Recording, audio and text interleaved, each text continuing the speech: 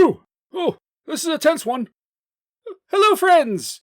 I've been tuning in to the Old School Essentials campaign to find out what happens with Plexus, since she left off the last session still cursed by the effects of the shrine. In today's episode, the gang returns to the embattled Shrine of Ilona, and a tense conflict erupts.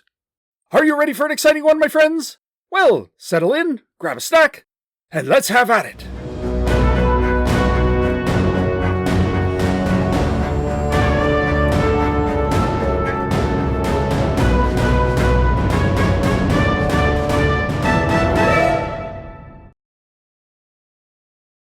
As always, the action is recreated using the Order of the Stick Monster for Every Season cutout minis. Today's players: Scott as Senek Christ, Lawful Cleric of Foltis, Level 4. Rhiannon as Plexus Goric, Chaotic Dwarf, Level 3.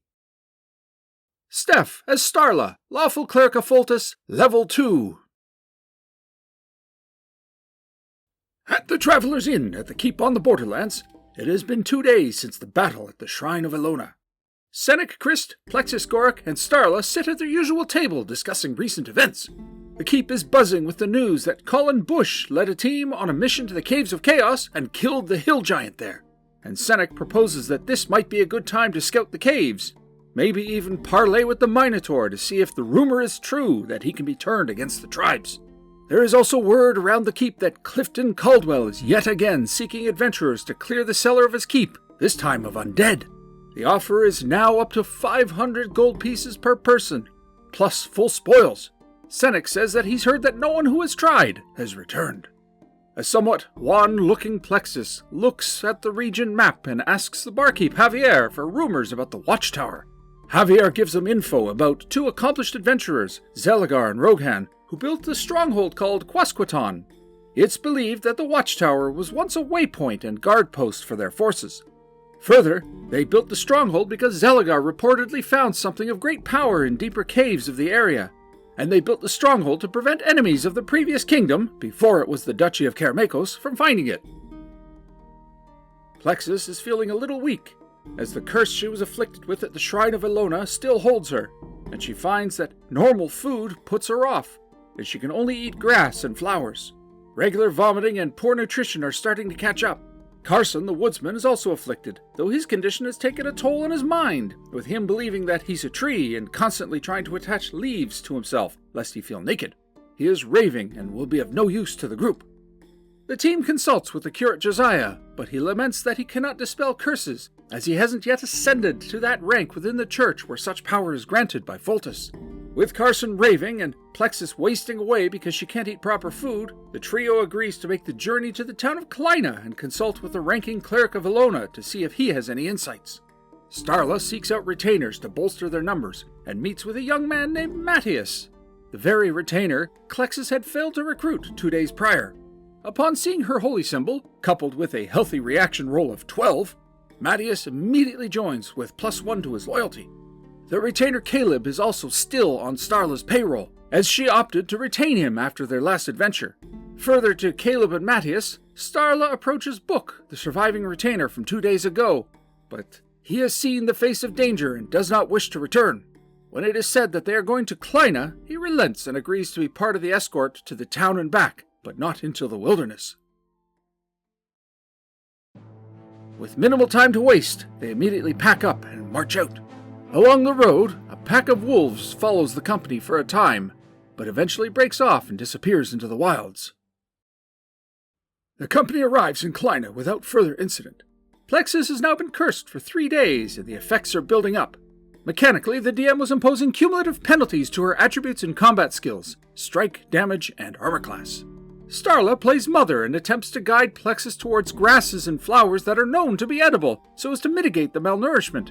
But in true stubborn dwarf fashion, and in real-life teenage fashion, Plexus absolutely refuses to listen.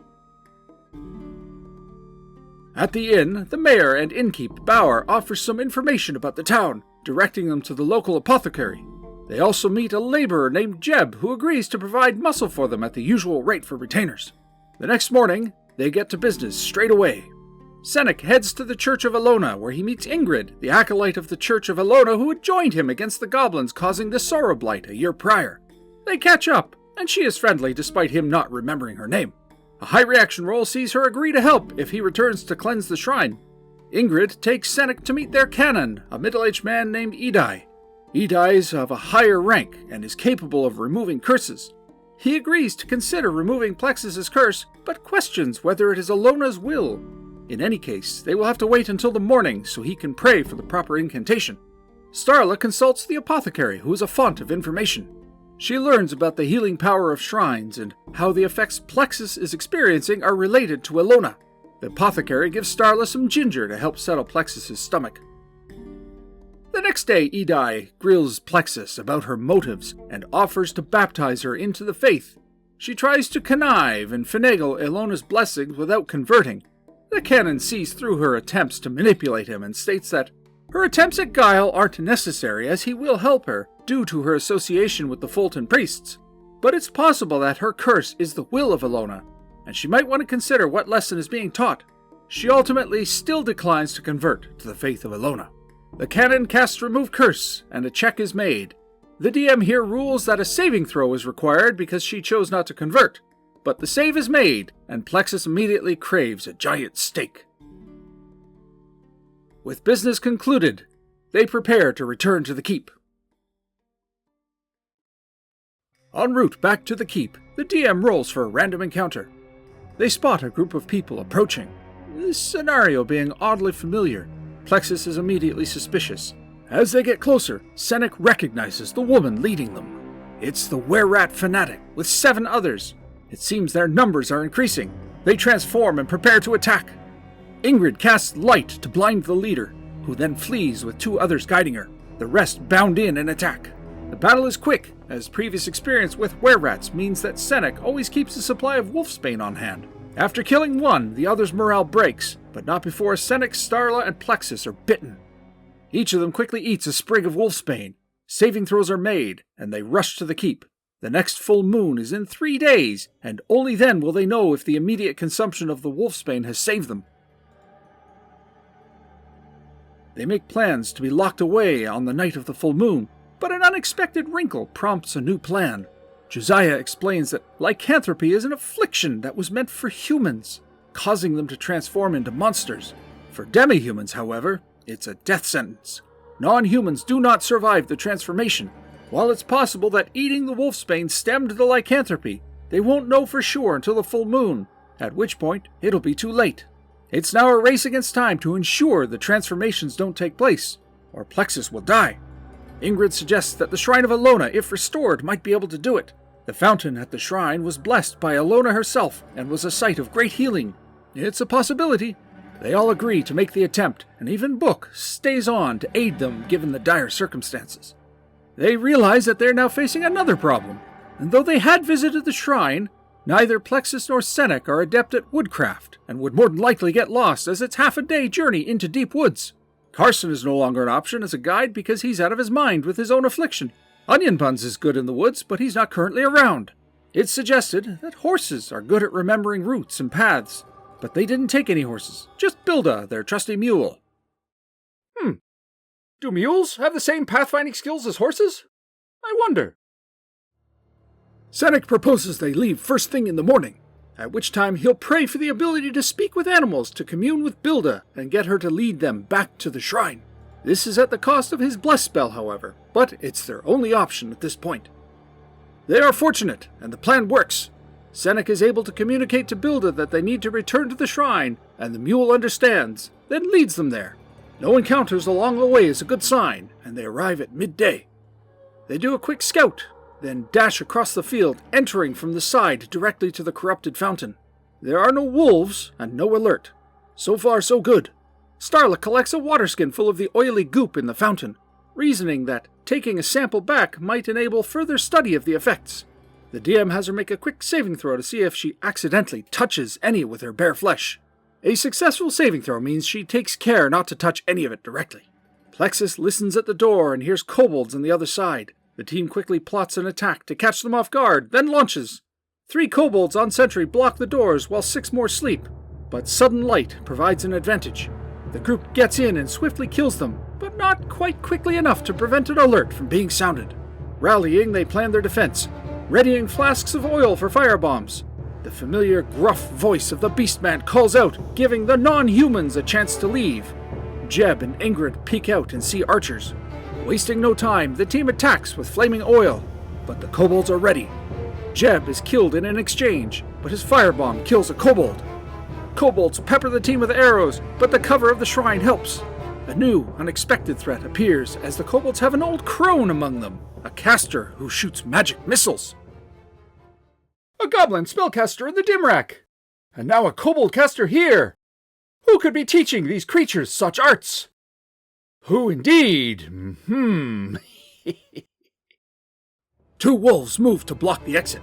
Caleb is killed by arrow fire, and the Beastman flings open the side door, bearing down on Plexus. The dwarf engages the Beastman, and things are looking up when she deals a devastating blow.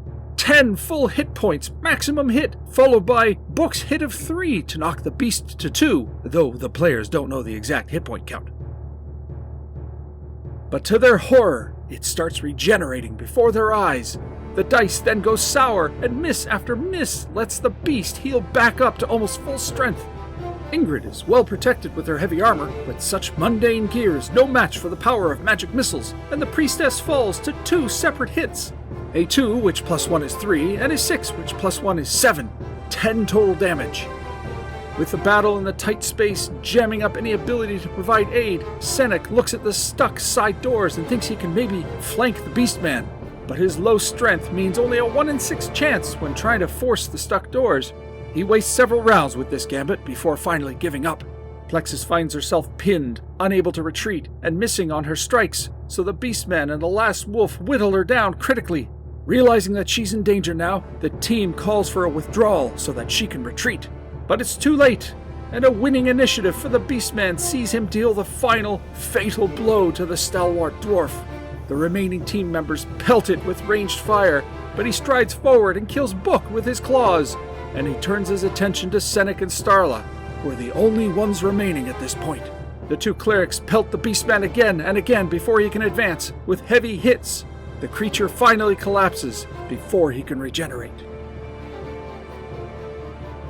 With his control over the wolf gone, the wounded animal slinks away, and the kobolds flee with their spellcasting crone. With heavy hearts, Senek and Starla return to where they tied Bilda, in that they might take her to the shrine to load their fallen comrades. It is here where we make our contrived character entrance of Rhiannon's new character. Molly, Neutral Druid, Level 1. Molly is petting Bilda the mule and introduces herself. As the faith of Elona was originally descended from a sect of the Druid Order, Molly has come here after hearing word of the shrine's rediscovery. Oblivious to the threat, she offers to aid them with their tasks. With Molly's help, they move the dead onto the wagon. At this point, they discuss leaving as they are vulnerable, but ultimately, since the lycanthropy is still a possibility, they decide to look around as the shrine isn't a sprawling complex and a quick look won't hurt. They find giant rats in a cloakroom, but morale failure sees the rats flee through a break in the wall. Molly finds an intact cloak with a leafy embroidery. Then, in another room, they find the head of the statue stuffed into a sack. They ponder whether they should take it home and come back with soldiers to guard and masons to fix it. Senek feels that if Elona is watching, perhaps restoring the head will be enough. They decide to try and restore the head to the statue. The first concern is that with the fountain bubbling the poison black goop, they will not be able to do it without getting any on them. They assemble wood in hopes of making a platform to stand on without standing in the corrupted water. While jury-rigging this, Senek accidentally touches some of the black substance, prompting the DM to call for a saving throw. Senek fails, and the DM describes him getting some on his flesh, but nothing happens. They finish their work, and together prepare to put the head back. But there doesn't seem to be a way of doing it without getting wet. Senek realizes that while he got some on him, there was no effect and surmises that it has to be introduced into the bloodstream to produce any affliction. He and Starla replace the head. After a moment, the stone starts to mend before their very eyes. Elona is indeed watching. The black oily goop starts to run clean, and before long all traces of the corruption leaves the fountain. Senek cups his hands and drinks from the pure water, immediately feeling the beneficial effects. Starla and Molly follow suit.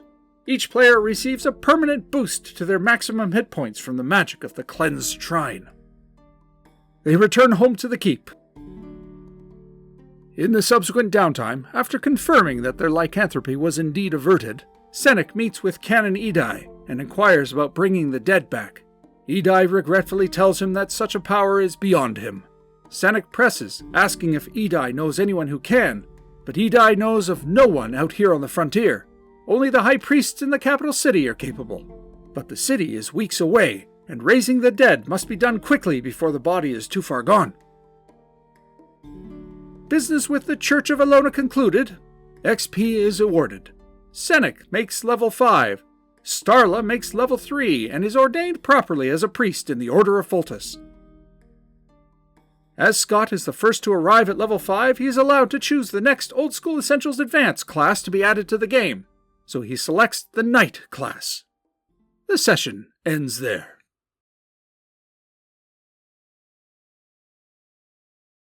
Phew! What a bloodbath! A promising PC cut down. Victory, but at a price. Now that the Cursed Fountain is complete, let's take a look at the whole thing, shall we? The Cursed Fountain, from Matthew E. Klein, is a level 1 to 3 adventure meant for swords and wizardry, which is of course fully compatible with any D&D adjacent old-school system. It clocks in at a mere 10 pages, not counting covers and OGL license. And there's quite a bit packed into this one. It's part of a line of one-off adventures called the Dungeons of Dazegoneby. I have found this line of modules to be quite exquisite. They're hilariously inexpensive, printer-friendly, original, and fun. The Cursed Fountain is really good, but be warned, it's a tough one, as you may have surmised from the multiple excursions ending in bloodshed. This is a case where the rewards are worth the efforts, however, and the small army of kobolds, while deadly, can be fought off with numbers. That's the trick, really. This particular scenario really does require the standard old-school approach. A full table of PCs supported by a platoon of retainers. As with many modules of this style, the more modern composition of 4 PCs with no retainer support will not make for an easy encounter. In the actual module, it's meant to be a shrine to Phaonis, which, of course, the DM here changed to Elona to suit the campaign. But that's a cosmetic change. No other elements were really altered. The actual shrine is pretty small, and easily placed somewhere within most ongoing campaigns. This isn't a mega dungeon that players will spend many sessions delving into. Most groups should be able to finish this one in a session or 2. In fact, once the kobolds and beastmen are dealt with, the rest is easy. The beastman is an interesting new monster, a creature with a primal connection to animals. This beastman, Krulldok, has a fleshed-out backstory for the DM which also informs roleplay. He has a hatred of humans, which will affect his actions. This actually played out well when the non-human status of some of the adventurers was indicated and reactions were favorable. In other sessions, it's entirely possible that an entire group comprised of non-humans could parlay with Krulldok for a whole different experience. Further to the beastman, you have the kobolds with their shamaness, who can cast 2 magic missiles. In an Old School Essentials environment, this is very deadly indeed. 2 guaranteed hits of 2 to 7 damage will certainly cause some pain to any group. The curse effects of the fountain are potentially fun role-playing opportunities for players as well. This is a really fun alternative to the usual save or die mechanic with poisons in old school RPGs. Rather than die, they're given a role-playing gift to milk. There are 20 such effects here, so you won't be short of variety if multiple PCs get hit. Fun stuff indeed. As for the interaction with this group, I was very pleased at how everything played out. On a narrative level, that is. There was a clear escalation as a result of cause and effect, almost like a plotted narrative, but 100% organic and emergent. In Part 1, the team decided to investigate the Shrine of Elona, mainly as a result of the guest player choosing a cleric of Elona. They went to the shrine, had their battle, and Plexus was left with a lingering curse. In today's session, the team realized that they needed to deal with the curse and went to someone who could help. The roleplay and events with that yielded a reprieve, and for a moment it looked like they could just ignore returning to the shrine for the time being, until a random encounter indicated were-rats, which have proven to be a growing problem in this region. During the encounter, several people were bitten and possibly infected, including Plexus, cured of one curse only to possibly be infected by another, with an extra wrinkle. In old-school games, lycanthropy is a death sentence for non-humans. Checking the calendar, they realize that the full moon is only days away. Suddenly, the ticking clock is back on. With the possibility of restoring the shrine being a means to remove the curse, they were forced to assault the shrine, which of course led to the result that you saw. A marvelous escalation of events, and the players are completely in the driver's seat regarding their own choices. This is the gold, my friend. This is why we play the game. Choice, consequence, and some nail-biting moments to make for a memorable session. Pros: it's a fun scenario with good rewards, good monster motivations, and printer-friendly and super affordable. Cons: it can be a tough one for low levels. I recommend that PCs are on the high end of the 1 to 3 range. And for my final rating, I give it an A. Well, my friends, that concludes The Curse Fountain by Creation Edge Games. I hope you enjoyed it. Up next, Clericon 2024! The next episode's more of a Clericon primer rather than an episode from Clericon itself. But our special guest came from afar to join the silliness, and we were able to get him in on a special session with Onion Buns Bumblestump before Clericon began. Following that, our special Clericon 2024 episodes. Stay tuned, my friends, and I shall see you anon.